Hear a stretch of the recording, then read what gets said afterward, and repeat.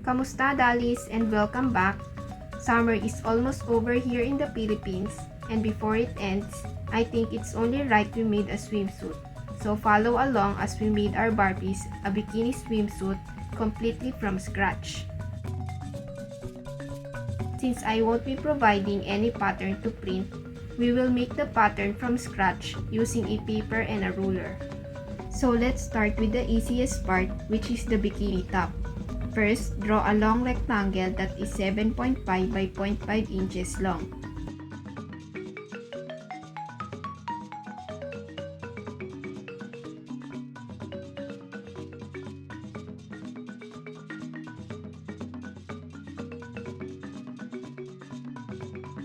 Next, draw a small rectangle that is 1 by 1.5 inches.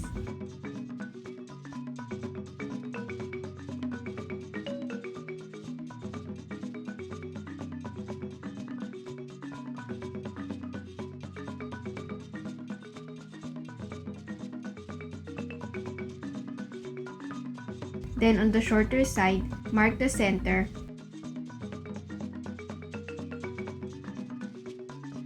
And from the center point, make a diagonal line connecting to the two corners of the rectangle. Go back to the top of the triangle and measure 0.25 inches. And draw a horizontal line over it. Erase all the unnecessary lines, and we have our bikini pattern. Place them onto the fabric and cut 4 triangle cups. Sandwich them together and sew the sides.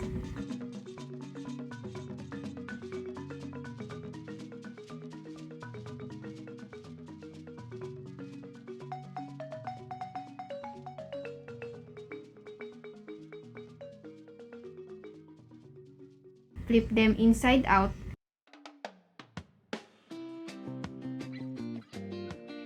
and set it aside to work on the other pattern. Sew both sides close and flip it over.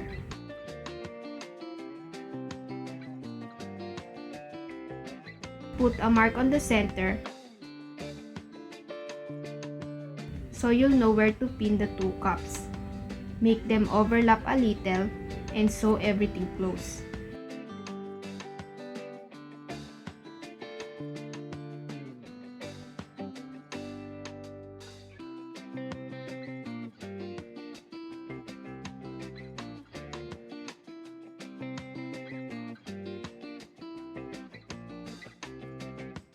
Now for the shoulder straps.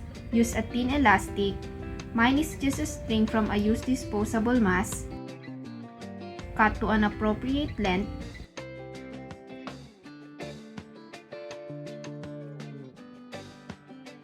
And sew the ends onto the two cups.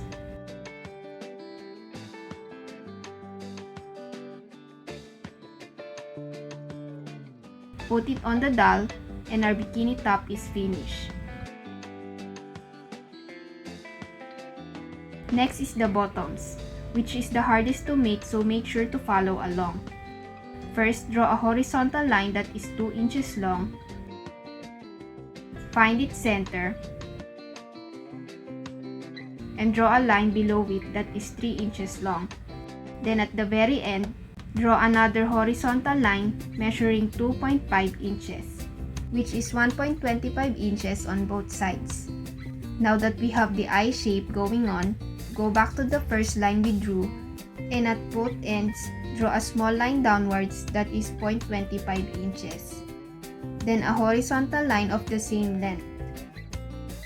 After that, go to the center line and measure 0.5 inches downward starting from the first line. And from there, mark 2 dots on both sides, that is 0.375 inches away from the center line. From there, you kinda wanna proceed downwards and mark 2 more times. This is kind of hard to explain, so make sure to look up the illustration for clear guidance.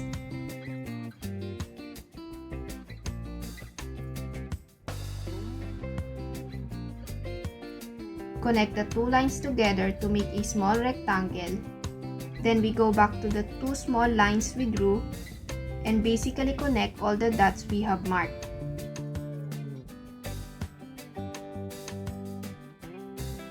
And that is the front part of the bottoms. For the back side, flip the paper over and repeat the process but with the different measurements. So make sure to follow the guide.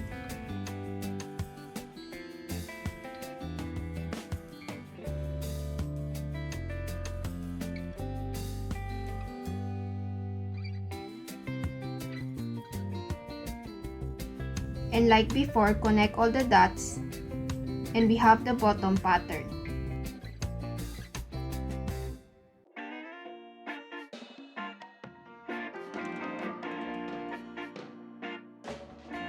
Cut it and place on the fabric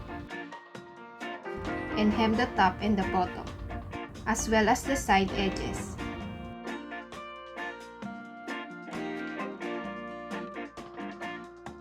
Next, take your thin elastic and push it through the back hem of the bottoms. Once the elastic is inside, sew the one side closed, then pull the garter to gather the fabric together. Sew the last side closed, cut the excess garter, and we have our bottoms that snugly fits our Barbie. Now what if I don't have a garter or I find this bottom too hard to make? Well, don't worry because I made another version. Now remember the pattern we just made? Get your ruler again and draw a line on all the four sides of the underwear.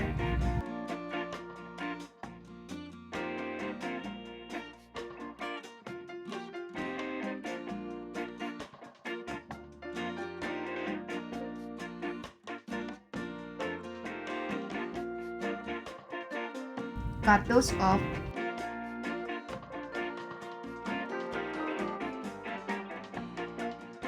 And like before, hem all the side edges.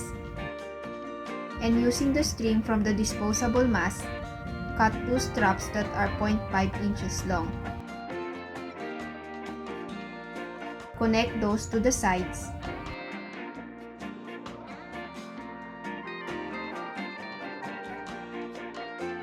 Cut the excess thread, and our second version is done.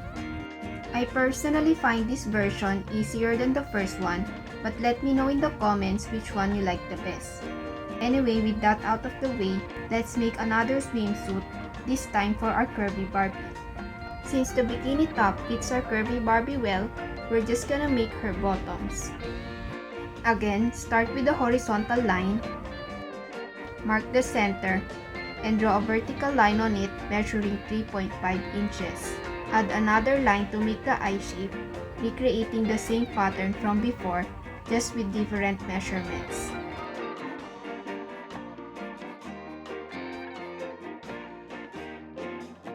If you're gonna ask me which ones are hard to make, it's definitely the curvy Barbie, because I had to remake this pattern 2 times. And for those 2 times, the thing I always got wrong is the back side. Like I always make the bottom too small to cover her bump.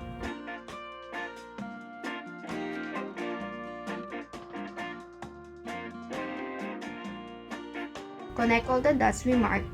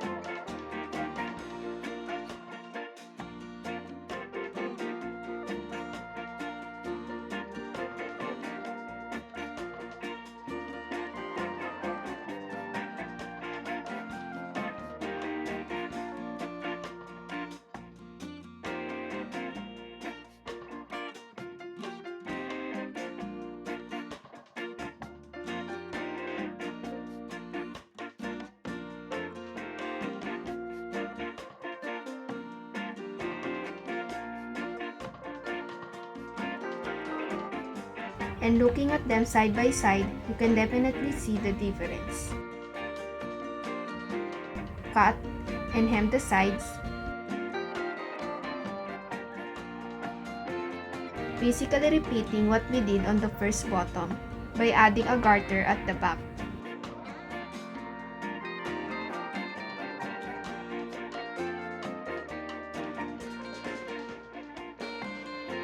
Now for the second version, draw a line at the front underwear, 0.5 inches away from the ends, and 0.25 inches away at the back side. Cut those off.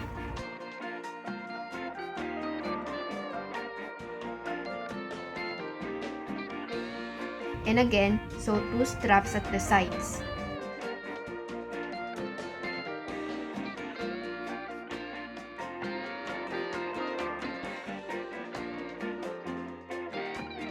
Finishing the second bottom of our curvy barbie.